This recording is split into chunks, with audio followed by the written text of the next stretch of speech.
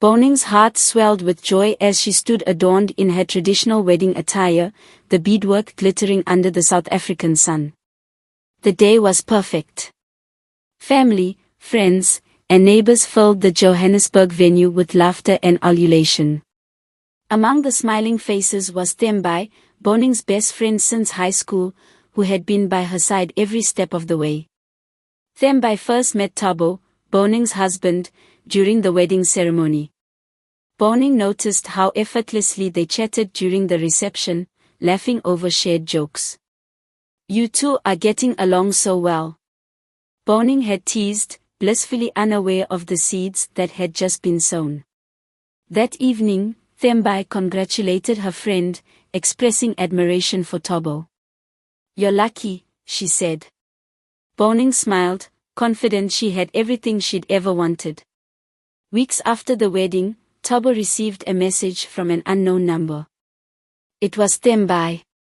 She had reached out under the pretense of needing advice about a business opportunity. Thabo, ever polite, obliged. Their initial conversations were formal, but a playful tone soon crept in. Bonang remained blissfully ignorant, caught up in her new role as a wife and managing the challenges of her catering business. She noticed Thabo's phone buzz more frequently but dismissed it, chalking it up to work. Meanwhile, Thembi's messages became more frequent. Each exchange chipped away at the boundary of propriety. One evening, Bonang invited Thembi over for dinner. Thabo was warm and welcoming, chatting with Thembi about his work. Bonang felt proud seeing how well her husband and best friend got along. "You're so lucky, B," Thembi said, watching Thabo clear the table after dinner. Bonang laughed, brushing it off. Thembi's admiration, however, had begun to blur into something deeper. That night, as Bonang slept, Thembi and Thabo exchanged messages discussing the evening. Their connection deepened, their guilt obscured by growing desire. Thabo's behavior started to change. He became more attentive to his appearance, spending extra time grooming and buying new cologne. Bonang teased him about it. "Trying to impress me, huh?" she said. Thabo smiled but didn't answer. Thembi, on the other hand, began withdrawing from her friendship with Bonang. She declined invitations to brunches and stopped their late-night phone calls. Bonang felt the shift but couldn't place its cause. In truth, Thembi struggled with guilt but couldn't resist the thrill of her secret relationship with Thabo. Thabo started coming home late, claiming work was overwhelming. Bonang trusted him, even preparing late-night dinners for when he returned.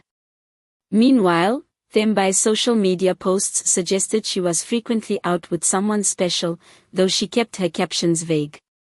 When Bonang asked Thembi if she'd met someone, Thembi evaded the question.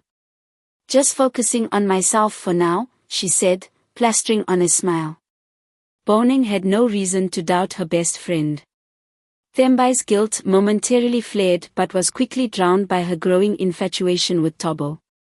Thabo told Bonang he had a work retreat in Durban and would be gone for the weekend. Bonang kissed him goodbye, wishing him safe travels. In reality, Thabo and Thembi had planned a secret getaway to a coastal lodge.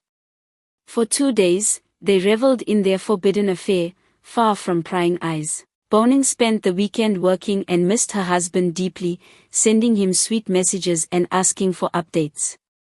Thabo's replies were curt, claiming he was too busy. Thembi, meanwhile, posted scenic photos of the beach, her captions giving nothing away. Back in Johannesburg, Thabo seemed distant. Bonang attributed it to work stress, but her intuition whispered otherwise. At the same time, Thembi's presence became sporadic. She avoided one-on-one time with Bonang, fearing her guilt might slip out. One evening, Bonang tried to address Thabo's aloofness. "Is everything okay?" she asked. Thabo assured her that he was fine but avoided eye contact. Bonang didn't push further, but the seed of doubt had been planted. While cleaning the house, Bonang found a receipt for a seaside lodge tucked inside Thabo's jacket pocket. Confused, she tried to recall when Thabo had mentioned staying at such a place. She decided to ask him about it casually. Thabo hesitated but quickly lied, claiming it was from a colleague who borrowed his jacket. Bonang nodded but felt uneasy. She chose to ignore it, convincing herself she was overthinking. At a mutual friend's birthday party, Thembi accidentally referred to something Thabo had said about work, information Bonang had never shared with her. Bonang's brow furrowed, but Thembi quickly changed the subject. Later, Bonang asked Thabo if he'd spoken to Thembi about work recently. He brushed it off, saying Thembi might have overheard during a group conversation. Bonang's suspicions grew, though she still wanted to believe the best. Bonang started noticing how often Thabo and Thembi commented on each other's social media posts. Little jokes and shared memories that Bonang wasn't part of made her uneasy. She tried to confront Thembi about their sudden closeness, but Thembi deflected, accusing Bonang of being insecure. The accusation stung, leaving Bonang doubting herself. She decided to focus on strengthening her marriage, believing love and trust would prevail. Bonang's suspicions grew stronger when she overheard Thabo on the phone one night. His tone was soft, affectionate, and unlike the way he usually spoke with colleagues. Though she didn't catch the full conversation, the name Thembi was unmistakable. Confronting Thabo, Bonang asked directly who he had been speaking to. He lied, claiming it was a male friend from work. Bonang's unease deepened. The voice she'd heard was no friend's, it was something far more intimate. Thembi's behavior became increasingly suspicious. She started wearing expensive clothes, seemingly bought by someone else. Bonang couldn't help but notice her best friend's new glow. When she asked about it, Thembi attributed it to self-care and fitness routines. Bonang's doubts festered. Why wouldn't Thembi confide in her if she was seeing someone? And why did her husband's behavior align so perfectly with Thembi's newfound happiness? A mutual friend of Bonang and Thembi mentioned noticing Thabo and Thembi together at an upscale restaurant. They seemed close, the friend remarked casually. Bonang's stomach churned, but she masked her emotions. The comment confirmed what Bonang feared but still didn't want to believe. She resolved to investigate further before jumping to conclusions. One day, Bonang found a hidden phone in Thabo's car while looking for a misplaced charger. The phone was locked, but a recent notification flashed, "I miss you, Thembi." Bonang's hands trembled as she placed the phone back. She knew the truth was unraveling before her eyes. Bonang didn't confront Thabo immediately, choosing instead to collect more evidence. Her heart broke, but she needed undeniable proof before making her move. That night, Bonang couldn't sleep. Her mind replayed the moments she'd brushed aside, the lies she had ignored, and the evidence she had uncovered. The message on the hidden phone haunted her. Was her best friend truly capable of such betrayal? And Thabo, the man she had vowed to spend her life with, how could he? She lay in bed, feigning sleep as Thabo snored beside her. Her heart ached with every breath he took, a reminder of the growing chasm between them. Bonang knew she couldn't let this go on. She needed answers, but she also needed to be strategic. The truth would demand proof, and she resolved to gather it, no matter how painful. The following weekend, Bonang invited Thembi over for dinner. Thabo appeared unusually tense, and Thembi avoided Bonang's gaze. As they sat around the table, Bonang tried to mask her inner turmoil with polite conversation. She asked Thembi about her work and family, subtly probing for cracks in her story. Thembi's answers were curt, and her laughter felt forced. At one point, Bonang noticed how Thabo's eyes lingered on Thembi, a fleeting glance that spoke volumes. It was a silent exchange, but it confirmed Bonang's suspicions. They were hiding something. After dinner, As Thembi helped clear the table, Bonang seized the moment to confront her indirectly. "You've been distant lately," she said, her tone light but probing. "Is everything okay?" Thembi hesitated, her hands trembling slightly as she placed dishes in the sink. "I've just been busy," she replied, avoiding Bonang's gaze. Bonang nodded, her heart pounding. The facade was cracking, but it wasn't enough. She needed more. The next day, Bonang received a call from Lerato, a mutual friend who had always been forthright. "I don't want to get involved, but I think you should know," Lerato began cautiously. "I've seen Thembi and Thabo together more than once. They looked too close." Bonang's stomach churned, but she thanked Lerato for her honesty. It was another piece of the puzzle, another confirmation of the betrayal unfolding around her. She decided it was time to confront Thembi, but not without a plan. Bonang invited Thembi over for tea under the guise of rekindling their friendship. As they sat on the patio, Bonang looked directly into Thembi's eyes and said, "I found a message on Thabo's hidden phone. It was from you." Thembi froze, her teacup trembling in her hands. I don't know what you're talking about," she stammered. "Don't lie to me, Thembi," Bonang said, her voice firm but filled with pain. "I trusted you. You were my sister." Tears welled in Thembi's eyes, but she remained silent. Bonang's heart shattered as the truth hung unspoken between them. Without a confession, Bonang knew she needed one last piece of irrefutable evidence to confront Thabo. Determined to uncover the full extent of the betrayal, Bonang decided to hire a private investigator. The days that followed were a whirlwind of anxiety and dread. When the investigator finally presented his findings, Bonang's worst fears were confirmed. Photos of Thabo and Thembi at a secluded lodge, intimate dinners, and stolen moments painted a devastating picture. Bonang's hands trembled as she flipped through the evidence. There was no denying it now. The two people she loved most had betrayed her in the deepest way imaginable. Armed with the evidence, Bonang confronted Thabo one evening. She laid the photos on the table, her voice steady despite the storm raging within her. "Explain this," she demanded. Thabo's face paled as he glanced at the images. "It's not what it looks like," he began, but Bonang cut him off. "Don't insult my intelligence," she said, her voice breaking. "How could you? How could both of you?" Thabo hung his head in silence, his guilt undeniable. Bonang's world crumbled, but amidst the pain, she felt a surge of clarity. She deserved better than this betrayal, and she vowed to rebuild her life on her own terms. The days following the confrontation were some of the hardest Bonang had ever endured. She moved through her home like a ghost, the memories of happier times haunting every corner. Despite the pain, she was resolute in her decision. She reached out to a lawyer to discuss her options, determined to regain control of her life.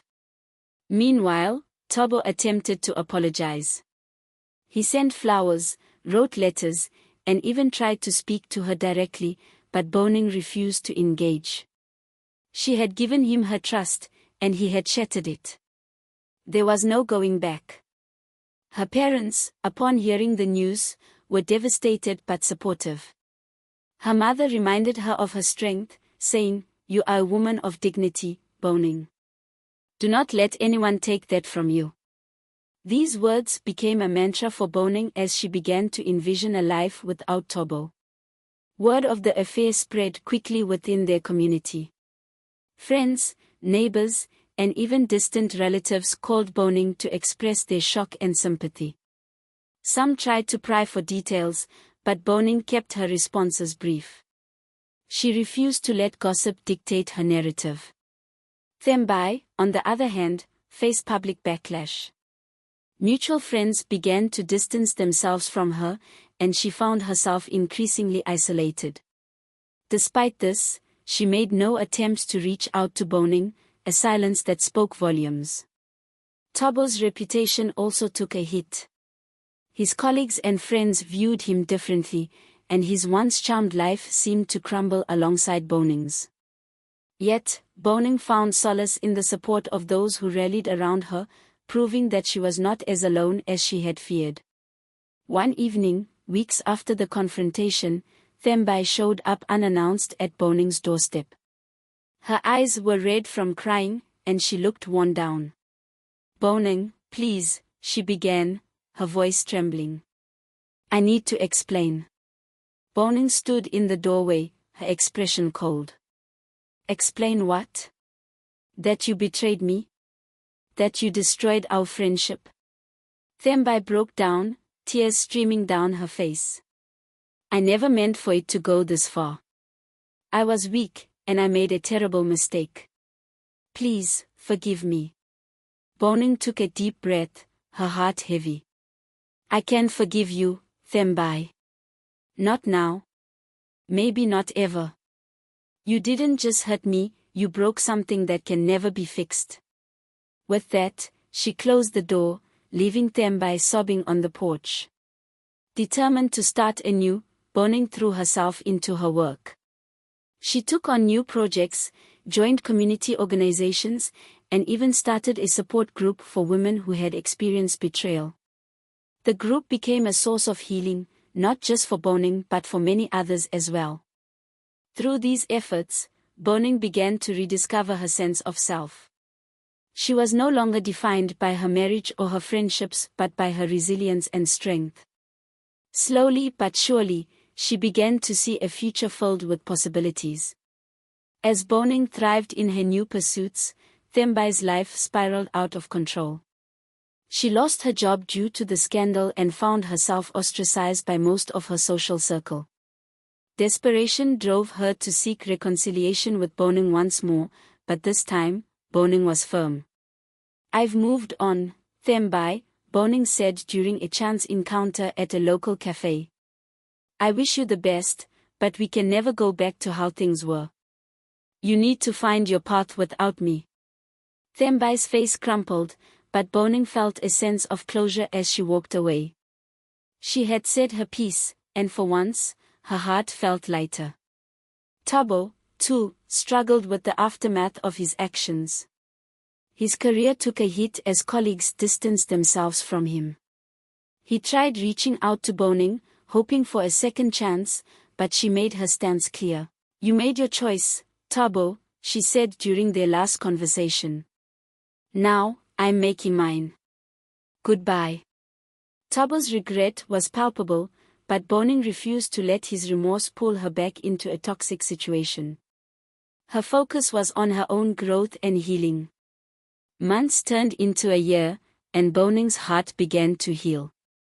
Through her support group, she met Kabelo, a kind and understanding man who had faced his own struggles with betrayal. Their connection was slow and steady, built on mutual respect and shared experiences. Kabelo's presence brought a sense of joy back into Bonang's life. He admired her strength and resilience, and she found herself smiling more often. For the first time in a long while, Bonang felt a flicker of hope for the future. As her relationship with Kabelo deepened, Bonang realized the importance of forgiving herself. She had spent so long blaming herself for not seeing the signs, for trusting too easily. Through therapy and self-reflection, she learned to let go of that guilt. Forgiveness didn't mean forgetting, it meant choosing peace over resentment. Bonang embraced this newfound clarity, knowing it was essential for her happiness. Thembi eventually found her way to redemption. She sought therapy and began volunteering at a women's shelter, using her experiences to help others. Though she and Bonang never reconciled, Thembi's efforts to better herself showed that she was taking responsibility for her actions. Bonang heard about Thembi's work through mutual friends and felt a sense of closure. While they could never be friends again, she was glad to know Thembi was finding a way to rebuild her life. With her past firmly behind her, Bonang focused on the bright future ahead. Her work, her support group, and her relationship with Kabelo brought her fulfillment and joy. She had learned to trust herself again, to set boundaries, and to prioritize her own happiness. On a sunny afternoon, surrounded by the laughter of new friends and the warmth of Kabelo's hand in hers, Bonang felt a profound sense of peace. She had survived the betrayal and emerged stronger, ready to embrace whatever life had in store.